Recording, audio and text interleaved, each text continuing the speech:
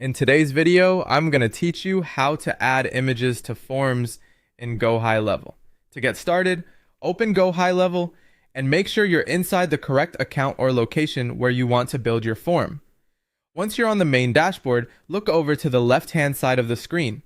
This is where you'll find the main navigation menu for tools related to your websites, funnels, and forms. From that left side menu, click on Sites. After that, select Forms. This will take you to the area where you can manage existing forms or build a new one from scratch. Now click on Create Form. When the setup options appear, choose Start from Scratch. This is useful when you want full control over the layout and placement of each form element, including images.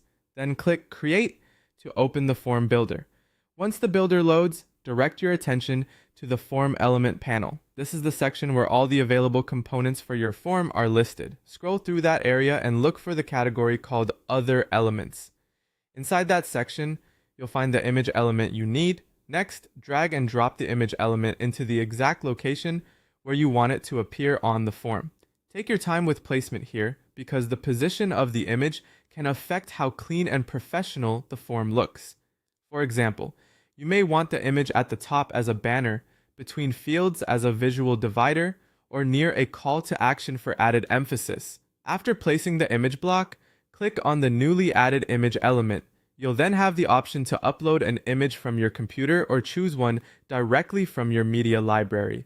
If you already have branded graphics or logos uploaded, the media library can save time. Otherwise, just upload the file you want to use. With the image added, adjust the settings to match your form design. You can change the alignment to left, center, or right depending on how you want it displayed. You can also scale the width so the image fits naturally within the form without overwhelming the other fields.